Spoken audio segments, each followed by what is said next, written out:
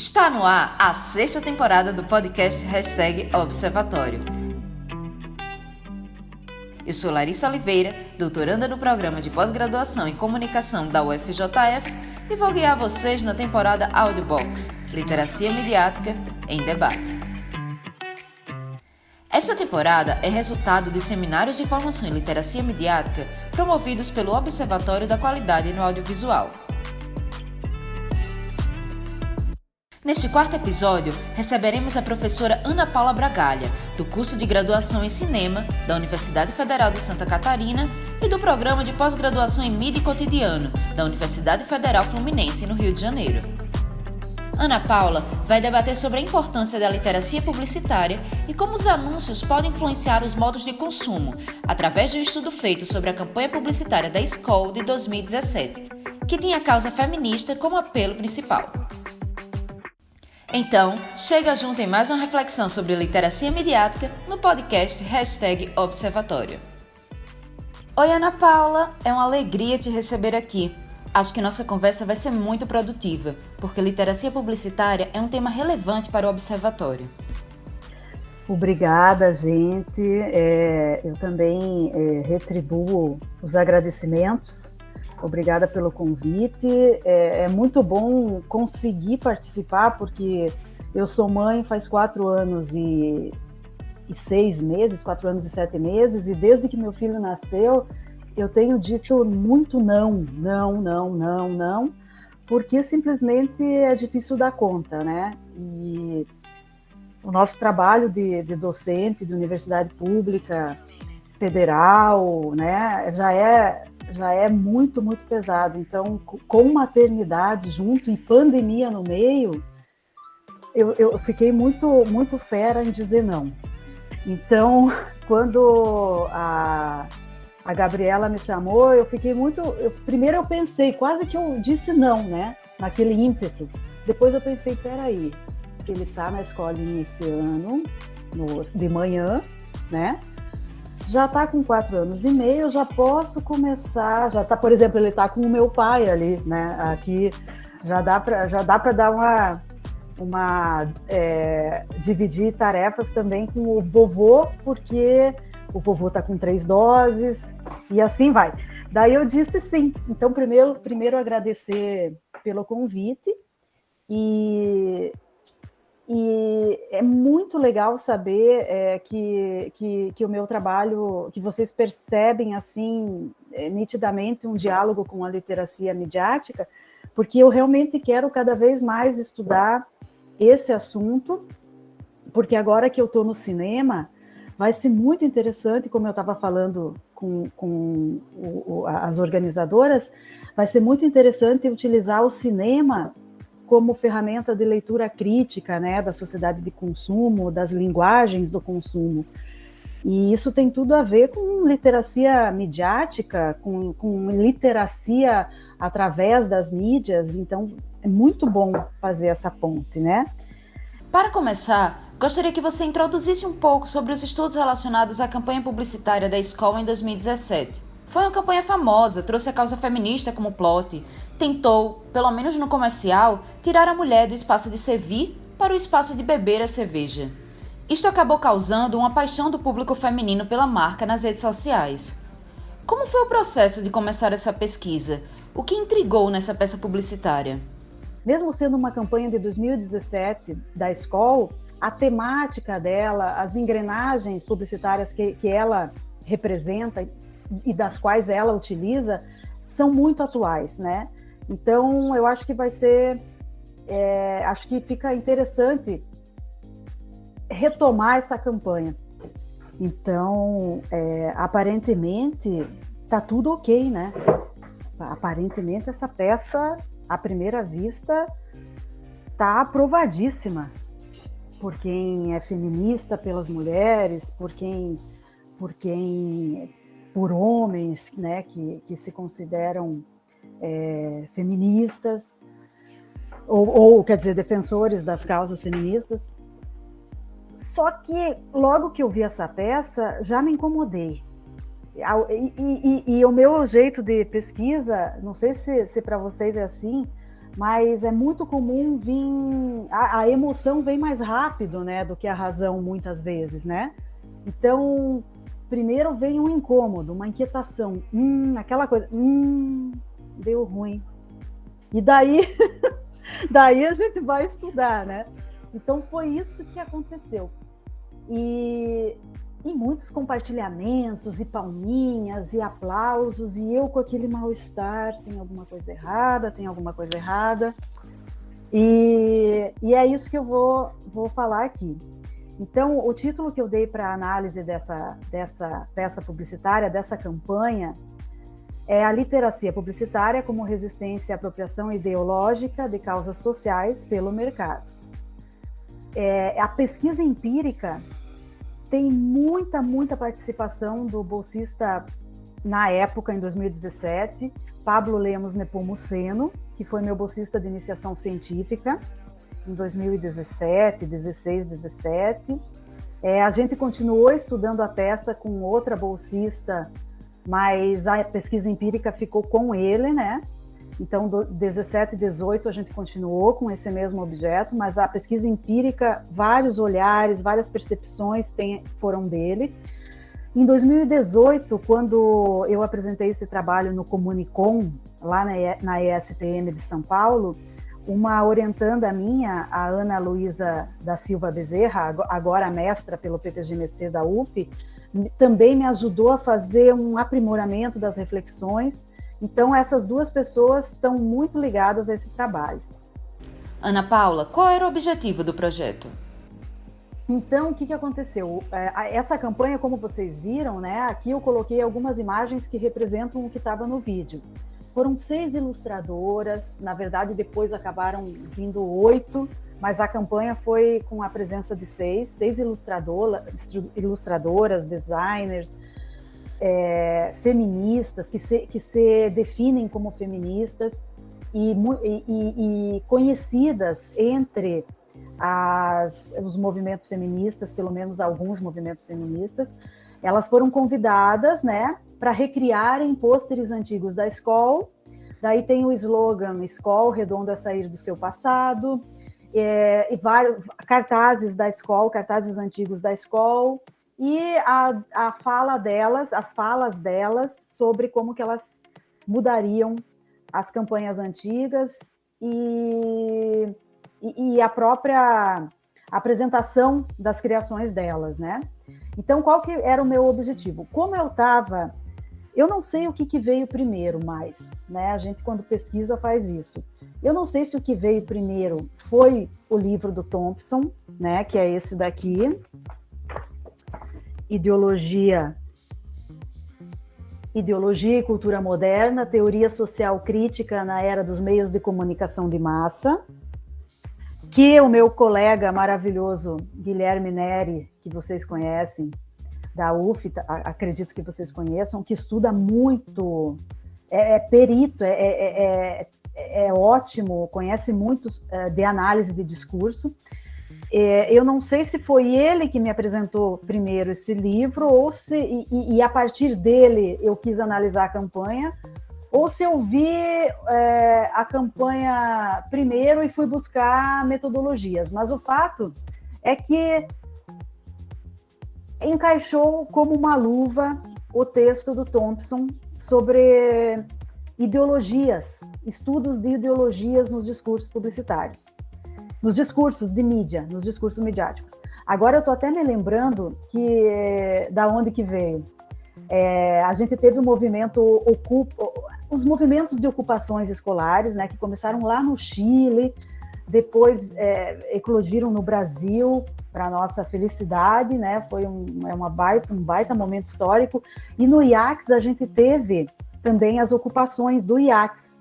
E nós fizemos, os professores da comunicação, alguns professores se ofereceram para fazer parte da grade de palestras, da grade de eventos de ocupação dos alunos.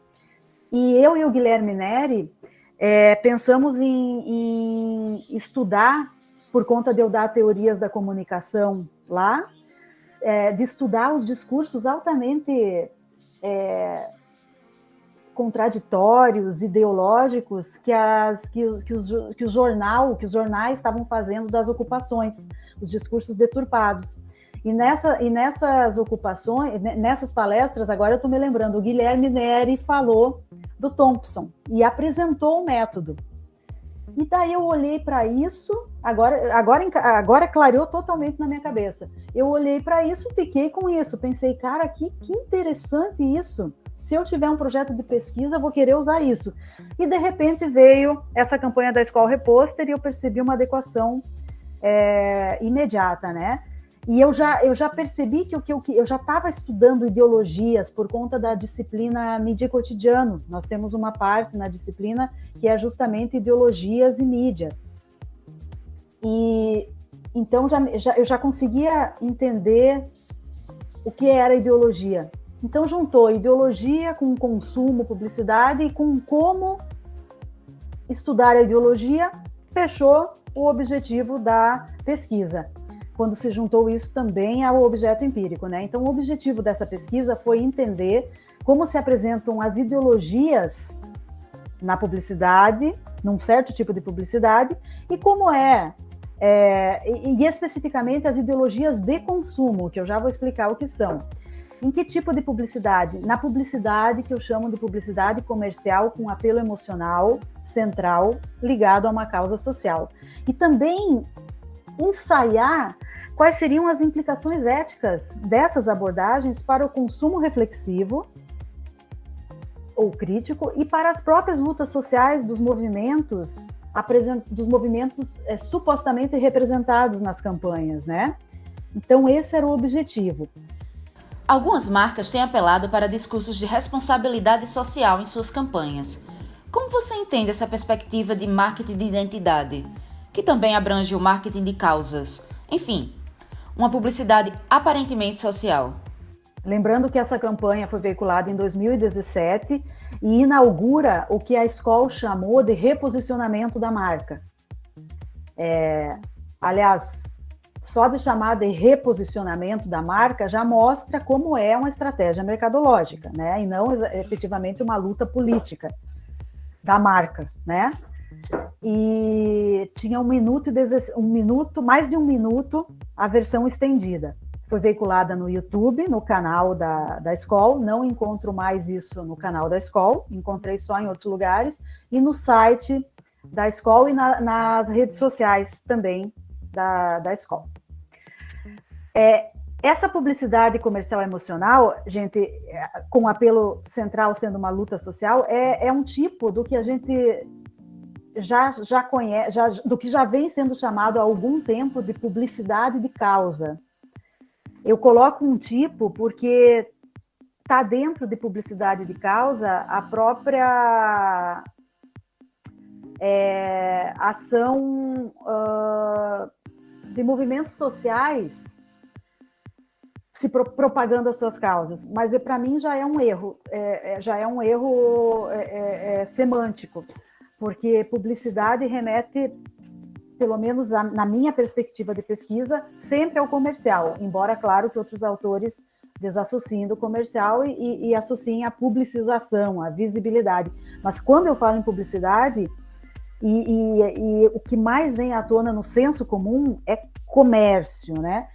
Então, mas só para situar, o que eu chamo esse nome imenso que eu coloco, hoje, já há um tempinho, é visto como um tipo de publicidade de causa, dentro de marketing de causas, e dentro também do que a Naomi Klein falava já em 2001, quando ela lançou o No Logo, né, o Sem Logo, de marketing de identidade. E o que o Semprini, o Andrea Semprini, fala no livro Marcas e Pós-Modernas, se não me engano, ou acho que tem outro nome, não me lembro mais, de imediato, de marcas identitárias.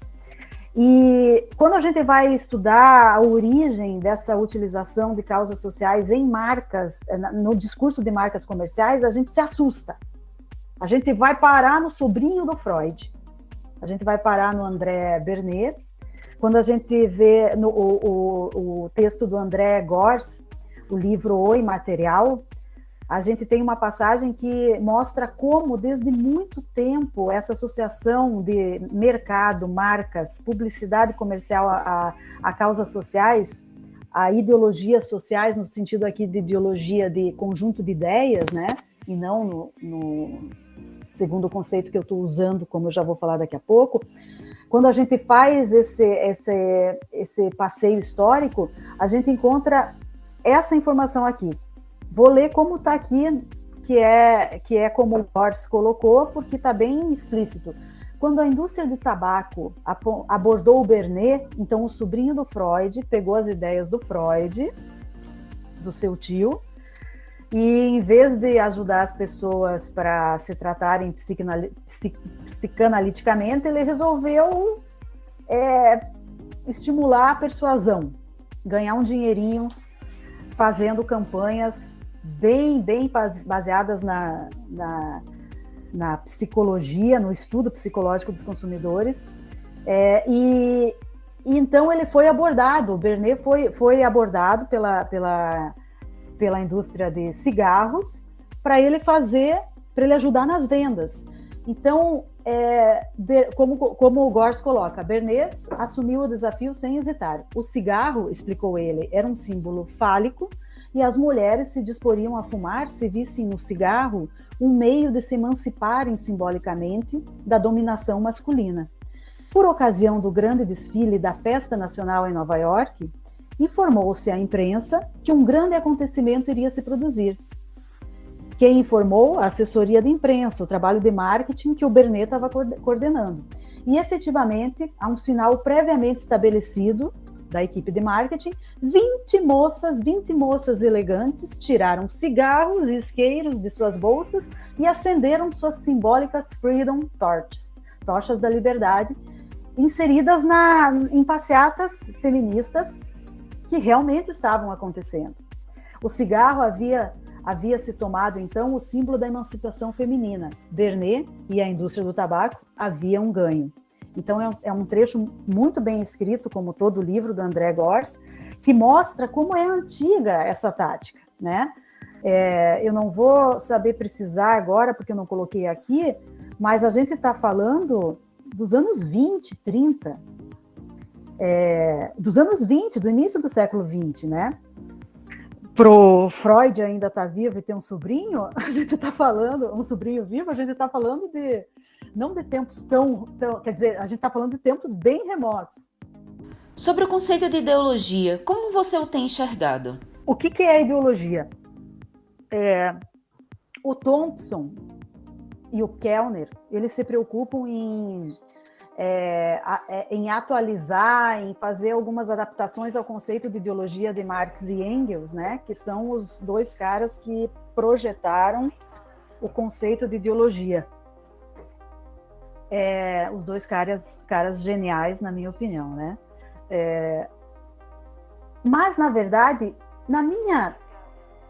no meu estudo, eu não percebo grandes adaptações que eles tenham feito, o Kellner e o Thompson, ao conceito dos dois, do Engels e do Marx, né? A única diferenciação que eles colocam é que não se referiria mais a esconder a opressão de classe apenas, ou seja, do rico sobre o pobre. No conceito que Kellner e Thompson utilizam, o Kellner do Cultura da Mídia e o Thompson desse mesmo livro, a ideologia seria para esconder, já vou explicar o conceito todo, as opressões diversas, como de raça, de gênero, né, de sexualidade, religiosa, de Estado-nação, mas o escopo, o conceito maior é similar, muito similar à formulação de Marx e Engels. Ideologia são formas de construção simbólica que servem para criar e sustentar as relações de dominação em uma sociedade, não só em termos de classe, para Kellner e Thompson, mas de todos os tipos de dominação. Sexo, gênero, étnica, religiosa, de Estado-nação, ou seja, de nacionalidade, né? Estados Unidos em relação ao sul global e assim vai. Quando a gente coloca formas de construção simbólica, discursos, aí a brincadeira começa a ficar interessante. A gente percebe que ideologia é uma mensagem. Ideologia é uma formação retórica, já é uma representação, já é um discursinho.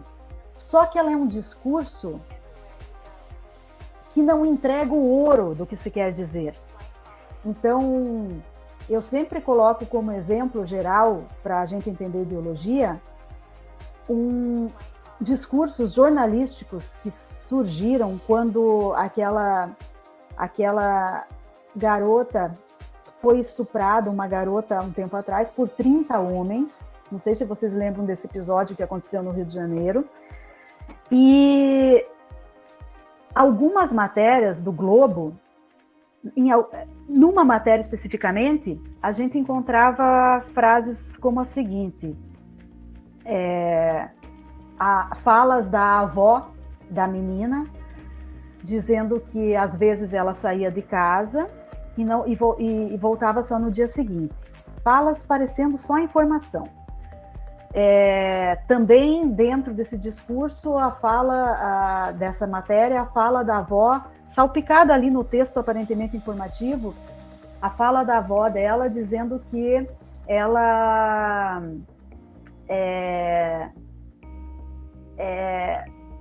que às vezes, não era na fala da avó, mas tinha na matéria que às vezes ela usava drogas. Não se sabe que droga era, não se sabe o que era, mas colocou-se a informação.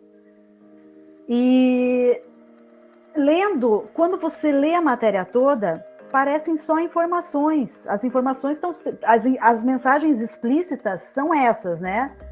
A garota, a moça, às vezes chegava em casa só no dia seguinte. Também tinha a informação de que ela tinha um filho pequeno. Então já fica no interdiscurso, no discurso implícito, que ela deixava o filho com a avó, ou não estava presente junto com o filho em alguns momentos. Também, em caráter de informação, né, se lia a mensagem explícita de que ela fazia uso de droga às vezes. Analisando tudo, a gente consegue tirar uma mensagem, uma frase que não está explícita, mas que é o seguinte: ela não é a vítima, ela não é vítima do estupro, ela pediu para ser estuprada. Então, essa mensagem não está ali, explícita, mas quando a gente analisa as informações, junta as várias mensagens, a gente percebe que a leitura que fica é que essa pessoa foi culpada de ter sido estuprada, a culpa era dela de ter sido estuprada. Então essa é a ideologia, é esse discurso, é um discurso que não está claro ali, mas que ele existe, é forte. Ele não está claro porque ele não é para ficar claro. Se ficar claro, a gente resiste a ele. Ele precisa ficar implícito para que a resistência a ele seja menor.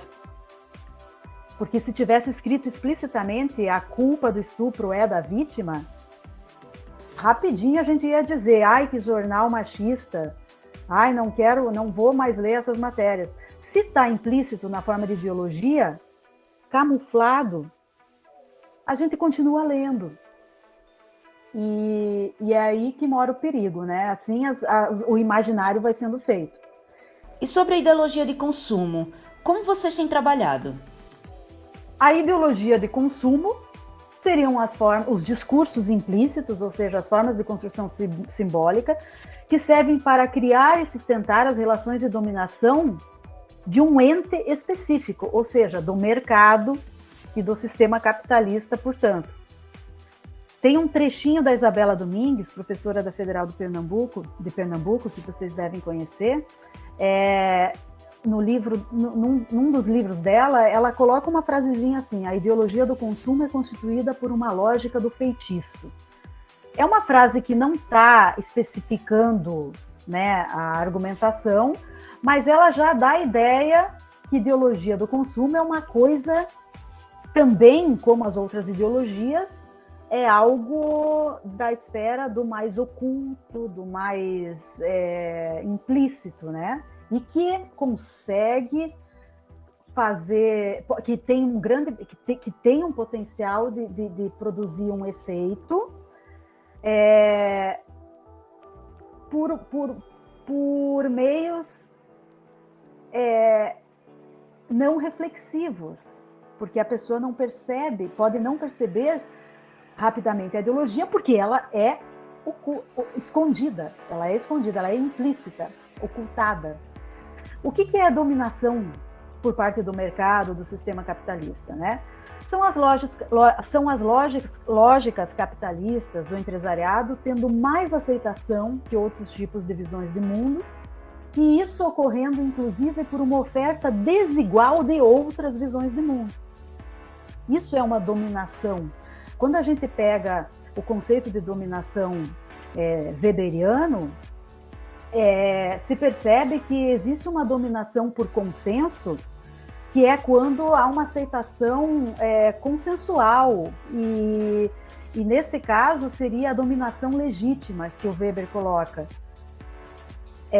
Mas quando a gente fala de dominação no senso comum, e não só no senso comum, mas no conceito, no discurso sobre ideologias, no sentido de Marx e Engels, a dominação é esse cenário de aceitação pautado numa hierarquização de ofertas de visões de mundo. E até, em alguns casos, de técnicas, conscientes ou não, de divulgação de certas mensagens a despeito de outras mensagens. Então, o que não é uma visão capitalista do mercado?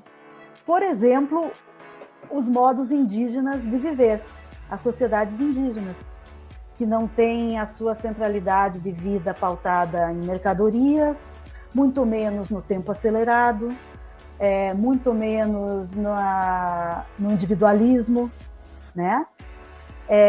O que é uma lógica de vida que não é baseada nos preceitos capitalistas? Seria, por exemplo, você ter no teu condomínio, em vez de você ter objetos de consumo super individuais, você se propor a coletivizar. Vai ser uma máquina de lavar para várias pessoas, vamos fazer uma rotina aqui.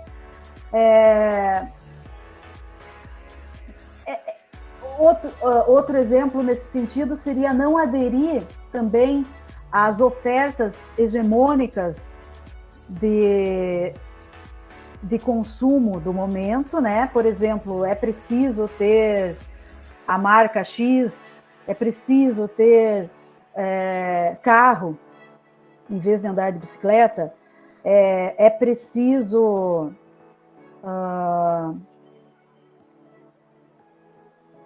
trocar constantemente seus objetos de consumo, substituir constantemente seus objetos de consumo para poder lucrar com o seu uso. Isso é uma lógica muito capitalista, né? Trocar de carro porque ele desvaloriza. Então, a pessoa está sempre comprando, sempre trocando de carro. Então, existem lógicas capitalistas, mas a base delas é a mercantilização, é a mercadorização das coisas, né?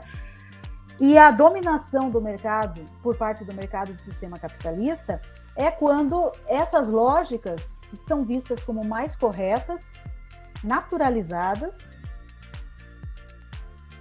e outras são vistas como mais incorretas, e, portanto, não devem ser seguidas. Então, os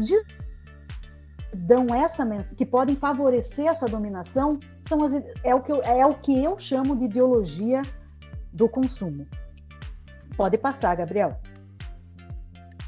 Exemplos de ideologias do consumo. Se a gente pega essas várias campanhas, as campanhas em geral, publicitárias, né?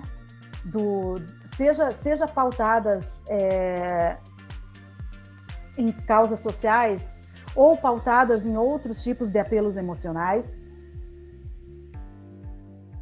a gente percebe como são prazeres emocionais, quer dizer, como são benefícios emocionais muito fortes colocados na maioria das publicidades, a gente percebe que está sendo associado felicidade a consumo.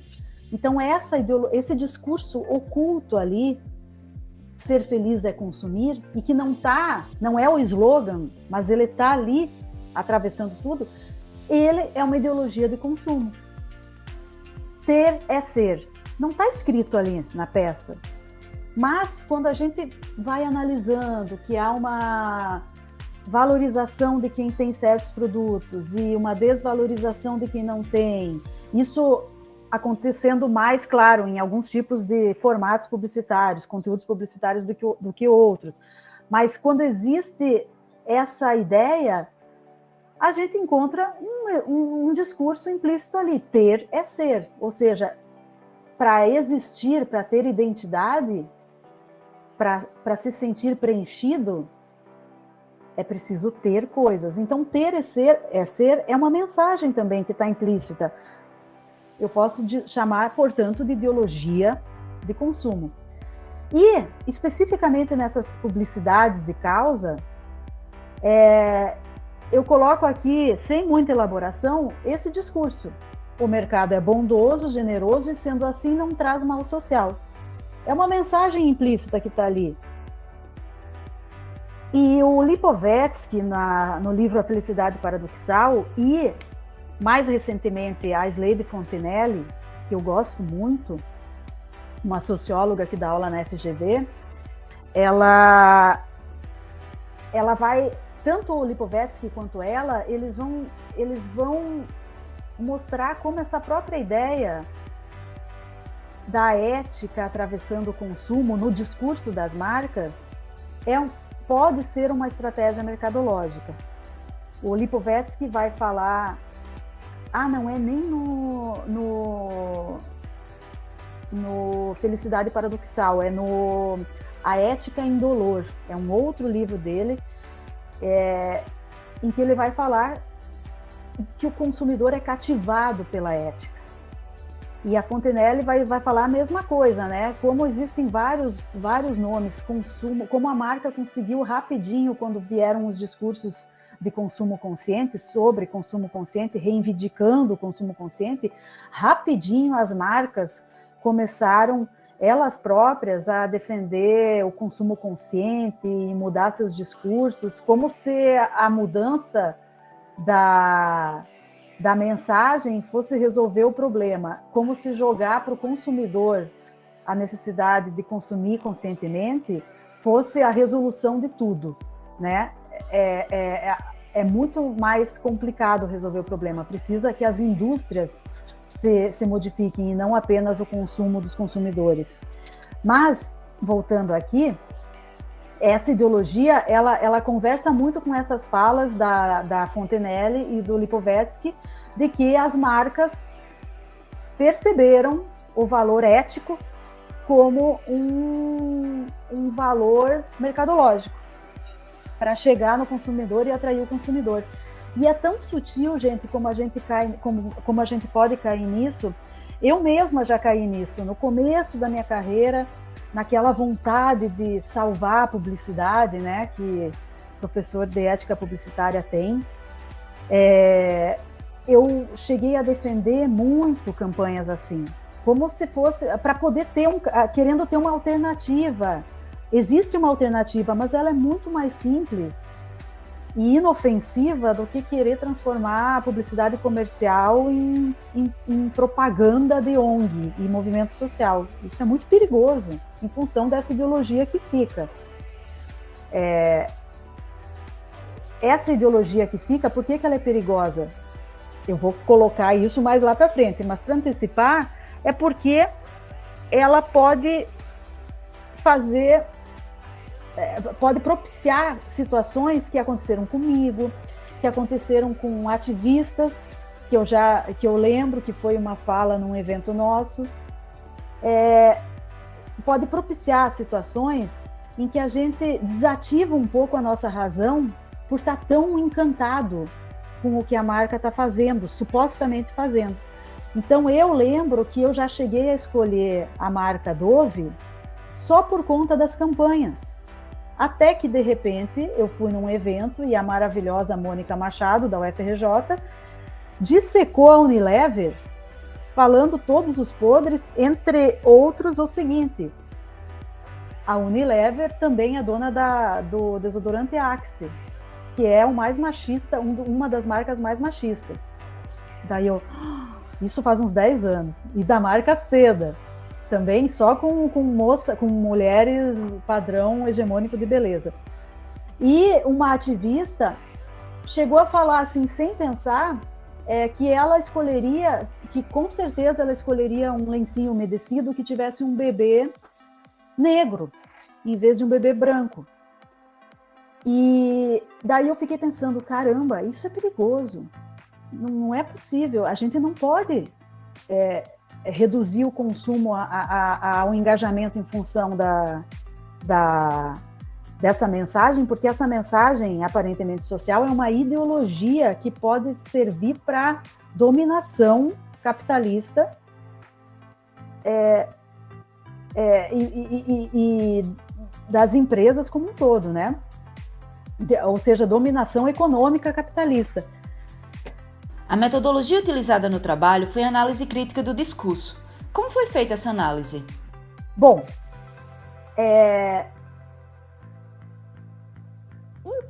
daí nós encontramos no Thompson e depois na Farclot a análise crítica do discurso ou análise do discurso crítico. Eu achava que o Thompson não estava citando a Farclot. Agora eu estou até em dúvida se é o Farclot, mas se não me engano é A.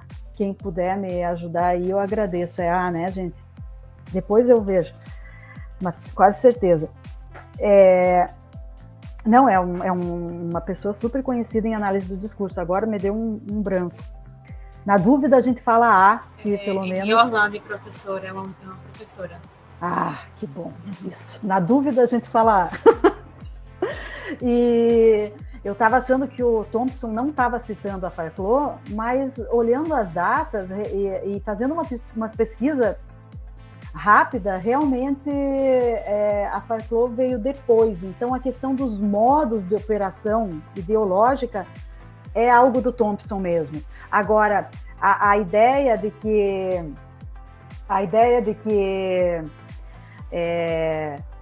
os discursos contêm ideologias, né, advindas das próprias práticas sociais, e isso precisa ser redescoberto não, precisa ser desvelado, é algo muito falado pela Farclot.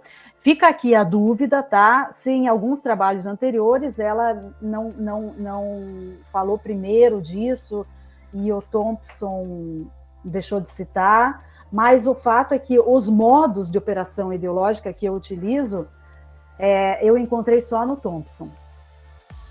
Como que eu fiz a análise crítica do discurso? Também peguei um pouquinho da metodologia básica de análise de discurso da Orlandi, né? Da Eni Orlandi, da Unicamp.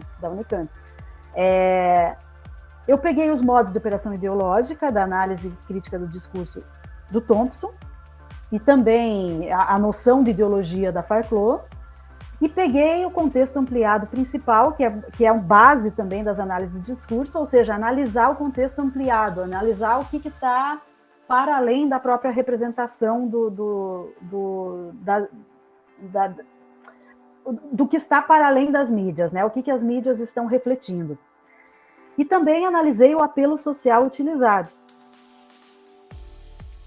Apelo social utilizado deu para perceber dois.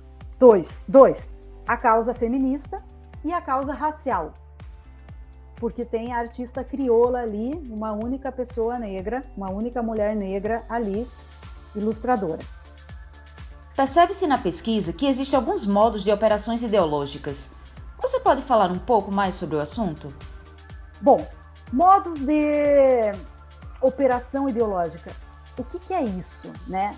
É a forma como a mensagem consegue passar a ideologia. Olha que complexo, né? A ideologia já é algo mais escondido e, além de tudo, tem formatos, tem construções ali que conseguem reforçar essa construção discursiva que é a própria ideologia.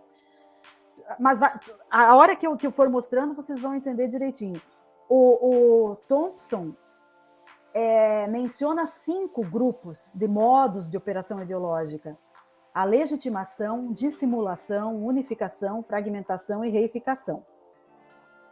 Eu vou comentar sobre alguns deles na própria análise da campanha. Primeiro resultado: rapidamente 4 modos de operação ideológica foram encontrados nessa campanha. Rapidamente. Esse rapidamente não está sendo muito fiel à realidade. É um rapidamente depois de muita conversa não é rapidamente. É rapidamente no sentido de que a gente encontrou eco sem titubear nos escritos do Thompson, mas a gente teve que ver a campanha várias vezes. Depois que a gente entendia o que o Thompson estava falando, a gente percebia. E daí, quando eu falo não foi rapidamente, facilmente. Quando eu falo facilmente, é no sentido de que não tem como questionar. Assim, tá ali. Um deles dá mais um enter, por favor, Gabriel, que tem um outro título ali e o outro ali. Dissimulação. Dentro de dissimulação, do modo de operação ideológica de simulação, existe o submodo deslocamento. É muito simples esse modo.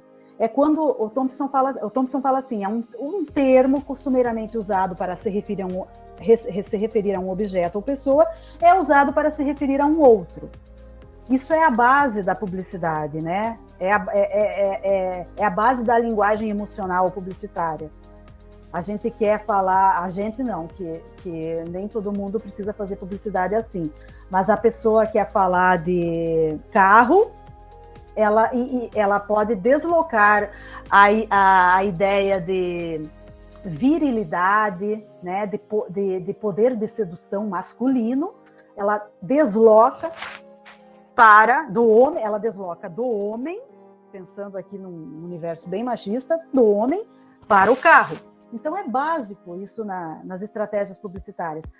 E a gente percebe que é uma estratégia de deslocamento que a gente vê aqui, porque há um deslocamento da causa feminista, dos movimentos sociais, das lutas políticas para a marca. E isso a gente percebe como? Aqui são coisas óbvias, mas algumas coisinhas saltam os olhos. Saltam os olhos não é essa expressão. Algumas coisinhas não são tão óbvias. Como que esse deslocamento é feito? Olha a perspicácia da marca. Enredo geral, beleza. Isso é fácil de perceber que tem causa feminista ali. Mulheres feministas. Olha a busca de aprimoração desse deslocamento. Muito conhecidas e reconhecidas como ativistas da causa. A Carol Rossetti, por exemplo, tem um livro, Mulheres, Retratos de Respeito, Amor Próprio, Direitos e Dignidade. Então, a marca está empenhada em fazer um deslocamento mesmo. Olha na minha opinião, ousadia da marca, tá? Ela substitui o O pelo símbolo de Vênus, que representa as lutas feministas, o universo feminino. É uma audácia. Desculpa falar, que eu não sou defensora das marcas, tá? Eu fico sempre em dúvida. O meu método é teoria crítica, o materialismo histórico, dialético, sempre aprendiz, mas um dia eu vou dominar um pouco melhor. Então eu fico indignada. Né? Olha o deslocamento literal. A letra O sai para pôr um símbolo da luta feminista. Então ela realmente está se achando que é feminista. Legitimação é outro conjunto de modos de operação ideológica e um modo específico de legitimação é a racionalização. Facinho de entender, é a criação de uma cadeia de raciocínio que explique, né, o deslocamento feito.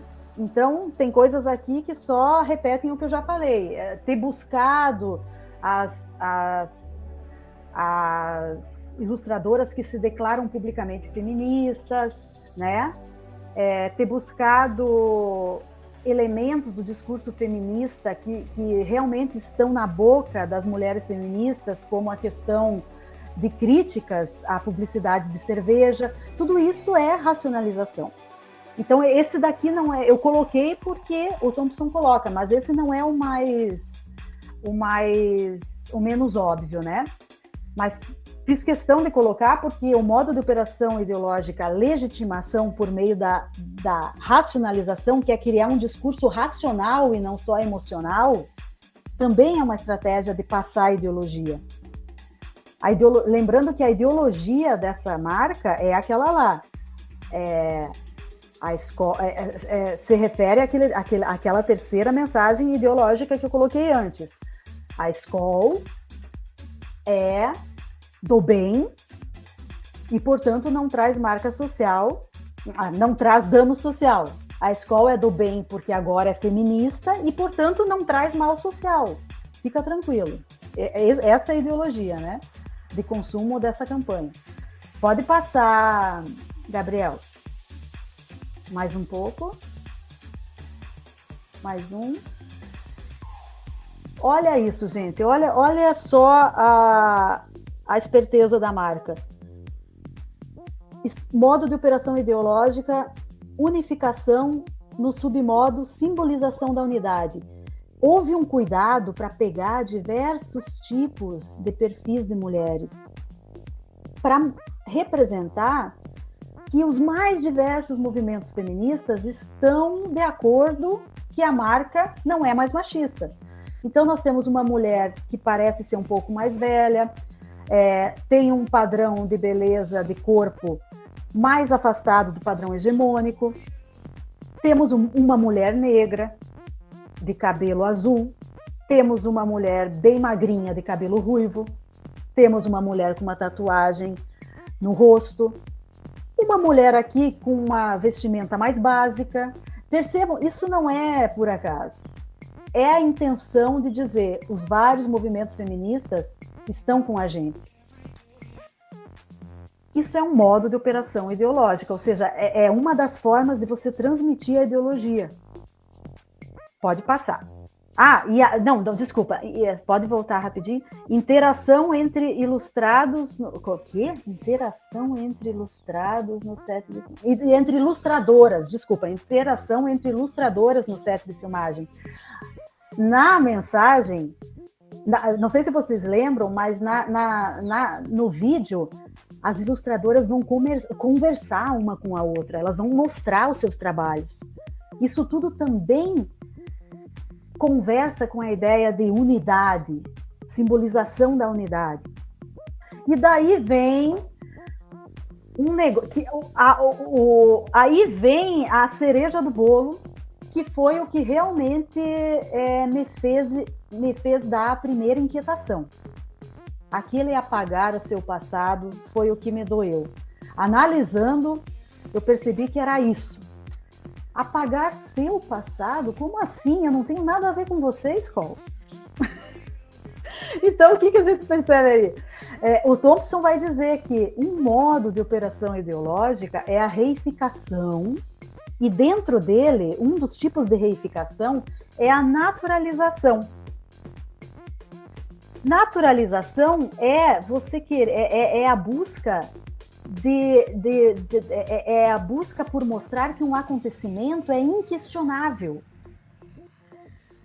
E por isso natural, porque o que é natural não se questiona. Seres humanos têm sede, seres humanos têm fome. Agora, seres humanos têm sede de suco de uva, é questionável. Então, essa naturalização é outra audácia da marca, na minha opinião, porque eles quiseram, com apagar o seu passado, apagar a história da escola. Para questionar uma marca, para ficar alerta, não se pode, para não achar que o que ela está fazendo agora é natural, Não se pode apagar algo, o que aconteceu no passado. Então, isso é uma estratégia de naturalização explícita e passa batido, porque a gente está vendo a campanha em vários outros contextos de mediação, né? Na vida acelerada do dia a dia, depois dela já vem outra, com a autoridade das feministas ali. Isso passa batido, mas é uma audácia sugerir para apagar o passado, porque apagando a história dificulta a gente a ficar alerta sobre o futuro e sobre o presente. Isso é naturalização, modo de operação ideológica. E outra coisa que acontece nessa frase, nesse slogan, é o submodo de operação ideológica, nominalização e pacificação. Uma adaptação, não é exatamente com pronomes que o Thompson está trabalhando. Ele trabalha mais com sujeitos da frase, e esses discursos, algumas coisas do Thompson não são pioneirismo dele, tá? A gente encontra já em estratégias, em discursos de semioticistas, semiologistas, estudos sobre retórica, né? Mas ele vai falar também de nominalização, pacificação, como uma forma como um modo de operação ideológica para reificação. E quando ele fala disso, ele está falando, por exemplo, de substituir o sujeito da frase por um outro que não faria tão mal para a escola. Então, é o que a gente já ouviu falar bastante, né? Em vez de dizer... sempre vou lembrar dessa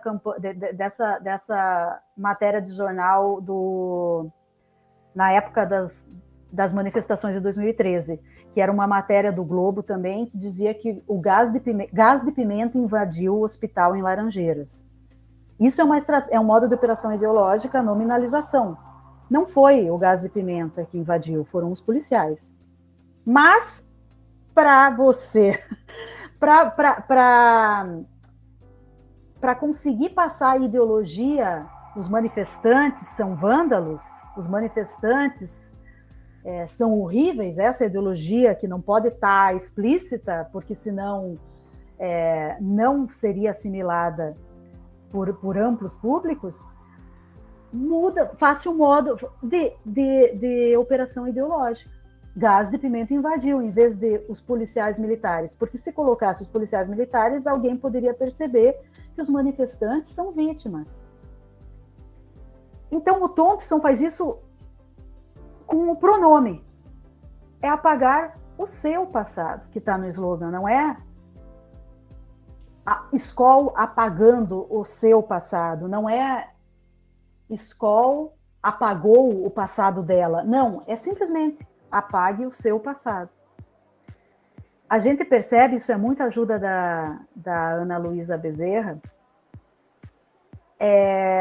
e também do Pablo, agora eu já não lembro quem ajudou mais nisso.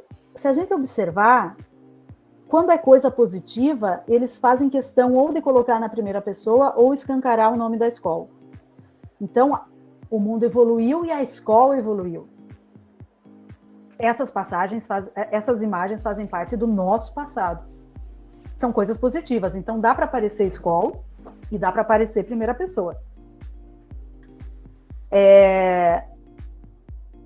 Agora, quando é algo que possa ser negativo, como falar que houve um passado e que é da escola, daí não pode ter primeira pessoa nem o nome da escola. Daí é simplesmente redondo é sair do seu passado. E para fechar, que está dentro de naturalização, de legitimação, de reificação. Opa, deixa eu pegar aqui minha cola, espera aí. Reificação, naturalização, isso aí. Aquela mensagem final que vocês viram fechando a campanha. Se você encontrar um pôster antigo de escola, avise a gente. Não vou avisar. Não vou avisar. Então vejam a audácia da marca. É realmente querer apagar. E se você encontrar, não é assim. Nós, escola, fizemos coisa errada no passado e nós vamos tirar tudo. Não pode, porque é o modo de operação ideológica, passivização. Então é você, se você encontrar, tira. Avisa a gente, quer dizer, avisa a gente. Então, gente, isso não é gratuito, é muito bem pensado. É muito bem pensado, talvez não com o livro do Thompson na cabeceira, mas é muito bem pensado estrategicamente para passar a ideologia de consumo e assim fazer com que a estratégia de dominação mercadológica, que é a escola continuar tendo vários adeptos e o próprio, quer dizer, a escola continuar com suas vendas a 1.000 e com menos pessoas criticando, fazer com que isso seja perpetuado, né? Nas considerações da pesquisa, o que foi mais relevante? A Patricia Burrows coloca num dos textos dela, e isso a gente encontra também em outros textos, vou ficar com o da Patricia Burrows, que é o que eu estou me lembrando, que é quando ela analisa as campanhas da Dove, especificamente a campanha Retrato da Real Beleza, é um artigo muito bom que ela faz, trazendo todas as minúcias daquela campanha que parece que é só benéfica, né? As várias mulheres sendo retratadas, se autorretratando como mais feias do que outras pessoas as retratavam. As outras pessoas as retratando como mais bonitas, né? E a Patricia Burrows coloca, ao comover, a peça publicitária ativa um movimento e desativa momentaneamente o senso crítico. Então, à primeira vista, olhando essas campanhas, dá vontade de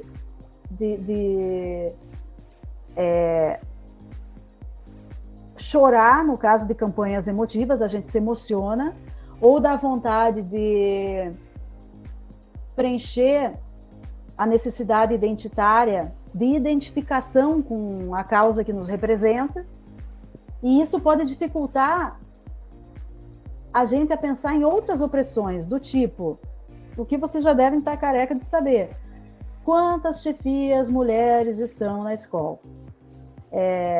Quando a gente, pensando só em opressão de gênero, né? Quais são as políticas da escola para mulheres grávidas, para mulheres com filhos pequenos, e assim vai. E daí a gente vai para outras opressões. Quantas pessoas negras estão em postos de chefia? E daí vai indo. Quanto é o salário? Quanto que a escola lucra? Está desigual? E a gente vai puxando outras opressões. É necessário, para fechar minha fala, é necessário que a gente não bata a palma só por achar que a nossa identidade está representada, está bem representada, porque é possível que fazendo isso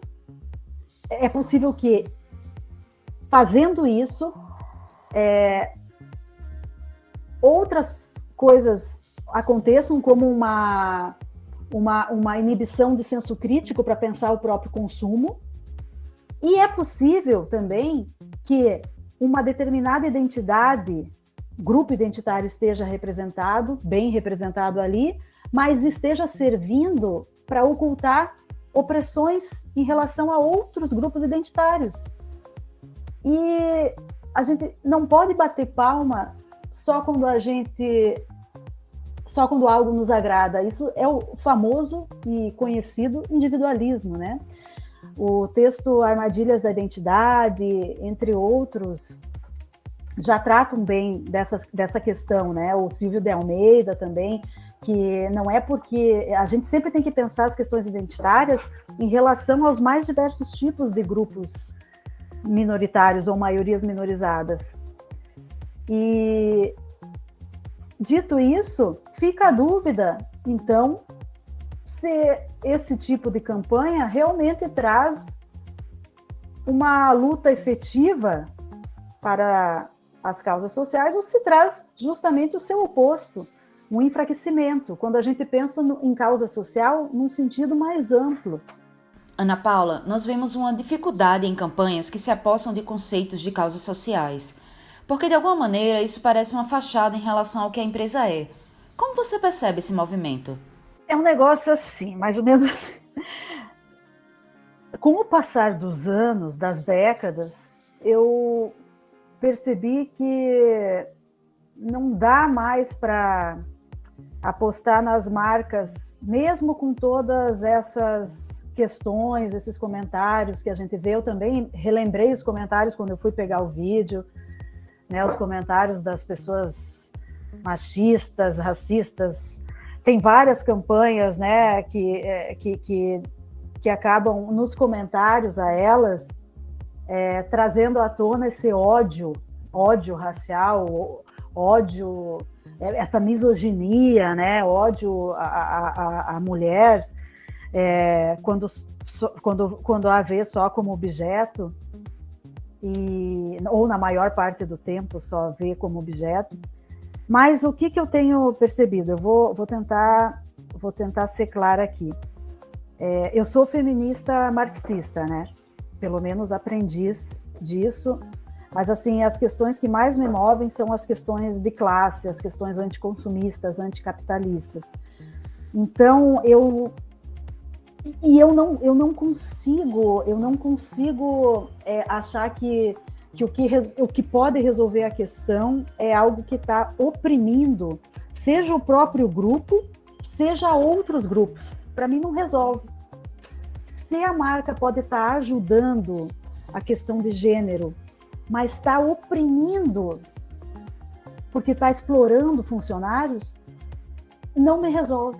Eu como mulher, e daí eu tenho lugar de fala nesse caso, porque eu sou mulher, não me sinto bem.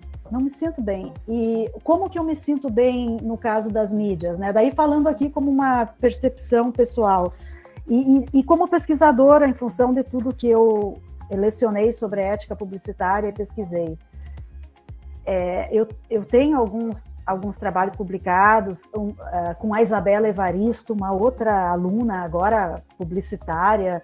Eu tive muita sorte, eu encontrei encontro uns estudantes assim que me ensinam muito, sabe? E eu lembro que eu quebrando a cabeça, ela foi a sucessora do Pablo. O Pablo, ele teve que sair do projeto, daí ela chegou. E eu quebrando a cabeça para entender, para formatar no texto, por que eu achava que o que dava certo era simplesmente colocar as pessoas das maiorias minorizadas, né, as pessoas dos grupos minoritários nas campanhas, para falar não da causa social, mas dos produtos. Eu quebrando a cabeça, e ela, num momento, pegou o microfone e respondendo a umas palestrantes, resumiu o raciocínio que eu estava buscando há um tempão. O que ela colocou e depois a gente desenvolveu em artigo? É muito mais potente mostrar de forma naturalizada o grupo oprimido num papel de protagonista do que criar associar a marca à história de luta daquele grupo. Por que é mais potente? Porque o preconceituoso, o opressor está muito acostumado a ouvir falar do oprimido no papel de oprimido. Agora, o opressor não está acostumado a ouvir falar do oprimido no papel não de opressor, né? Paulo Freire já disse que não é para trocar os papéis, mas no papel de emancipado. Então, uma campanha como aquela do Boticário, tá? Tirando os apelos emocionais, que isso é complicado, a gente entra numa cilada mesmo, é por isso que eu digo que a coisa é complicada, mas é menos pior do que várias campanhas. Aquela campanha do Boticário que também chocou os racistas, que era simplesmente com um pai negro, de uma família negra, falando sobre o Dia dos Pais. A marca não pegou a causa, simplesmente trocou os papéis. Aquilo é potente, porque é o oprimido falando com o opressor no papel de emancipado, é o dominado falando com o dominante no papel de dominante. É como se dissesse, engole essa, agora eu cheguei no teu papel. E isso, para mim, é muito menos apropriação ideológica, é muito menos errado. Eu acho que o caminho da representatividade na publicidade poderia ser por aí, e já existe, pegando essas marcas. Claro que como publicidade é um porta-voz de um sistema explorador, que é o capitalismo, vai chegar um momento em que a gente vai achar que isso também está ruim. Mas na hierarquia do que é menos pior, a gente vai conseguindo fazer umas escolhas. Então é muito melhor, na minha opinião, uma campanha como aquela do Boticário, do que uma campanha que pega a causa social e vai utilizá-la para falar. E isso a gente vê que isso não é isso é uma coisa que alguns movimentos sociais não concordam com essa fala. Né? A Djamila Ribeiro é consultora para a Avon, e tem campanhas que eu critico pra caramba, que a Djamila Ribeiro fez a consultoria. Uma feminista, negra, mas a figura da Djamila Ribeiro causa muita controvérsia, vocês já sabem, né? Mas, assim, em resumo, tem saídas menos piores que essa campanha da escola e em resumo mesmo, assim, concluindo mesmo, gente, eu acho que ao longo das pesquisas a gente vai percebendo que quem é verdadeiramente quem pode fazer a mudança mesmo, as campanhas mesmo, e contribuir com a mudança, com a transformação social, não vai ser a marca em si. Se a gente está falando de publicidade, vai ser o movimento social se apropriando das ferramentas publicitárias para fazer as suas campanhas, e não a marca se apropriando das causas sociais para fazer a sua campanha. Essa fala não é minha, essa fala é da Patrícia Saldanha, da UF, esse trocadilho das apropriações. E eu acho que é por aí. Então, só respondendo agora a questão, né, do propósito, Lorena, essas falas, esses nomes, para mim, é tudo mais do mesmo. Propósito, missão, valor, marketing espiritual, consumo consciente, verde, inteligente.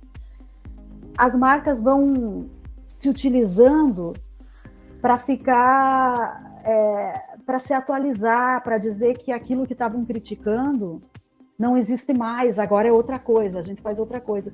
Para mim, mesmo sendo autêntico, se aquela representatividade servir para uma opressão de algum tipo, ou para ou simplesmente entre aspas, porque é muito triste isso, ou servir para inibir o senso crítico de todos os problemas que o consumismo pode trazer, mesmo ela sendo autêntica, não vou conseguir dizer que esse é o caminho. Entende? É mais ou menos por aí o momento em que eu cheguei depois de todo esse tempo pesquisando. Não é muito esperançoso para as marcas, mas muito esperançoso para o uso das mídias pelos movimentos sociais. E esperançoso no caso das marcas naturalizarem o uso das maiorias minorizadas no papel de dominantes, falando do produto mesmo, pegando como exemplo aqui essa campanha do Boticário. Para mim, esses são os desenhos. A pesquisa com a escola é muito complexa. Fiquei refletindo em uma articulação com a literacia midiática e queria que você ajudasse o observatório a pensar sobre o assunto. Como é que a gente poderia trabalhar dentro dessa perspectiva de tantas camadas de interpretação? Porque são muitas nuances.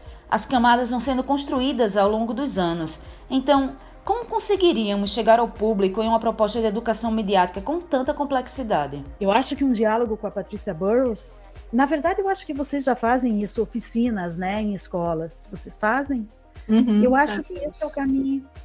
Eu acho que esse é o caminho. É claro que não vai dar para fazer uma palestra desse tipo, mas colocar de uma forma super inteligível, super mais inteligível, fazendo oficina, pegando o pessoal no começo da vida mesmo.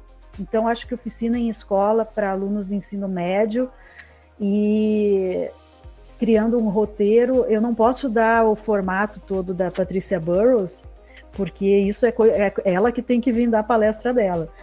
Mas vocês devem ter um método também super interessante. Eu acho que é chegar direto, não para ter adesão mesmo. Eu acho que não pode ficar só nas palestras, tem que fazer oficina, fazer eles construírem os anúncios, eles pensarem sobre o seu consumo, produzirem audiovisual sobre outros modos de vida, se questionarem, e às vezes mesmo assim pode não resolver totalmente, porque eles podem dizer, como a gente ouviu, que sim, eu entendo tudo, é isso mesmo, eu não gostei do cheiro do perfume da Lady Gaga, não gostei, mas eu precisava comprar, comprei. Não, eu concordo, não é para... horrível o que fazem com pessoas que estão fora do padrão de beleza, mas eu não posso engordar mais nem 1 quilo. Assim, a gente ouviu isso dos alunos, e a Patrícia, ela Burrows, né, ela reflete muito sobre por onde que a gente vai, não vai ser pela via da cognição, tem que ser por outra via. Ela está nesse dilema, assim, e eu não sei, vou começar agora um projeto de pesquisa, que agora que eu vou entrar na área de vocês, e vamos fazer esse diálogo aí para ver como é que a gente faz. Uhum. É difícil mesmo, mas acho que o formato, acho que é entrar na escola, pegar a aula do professor, entrar na escola, chegar junto, direto, face a face. O primeiro projeto que a gente fez no Observatório ligado à publicidade está relacionado com o discurso das marcas no período pandêmico.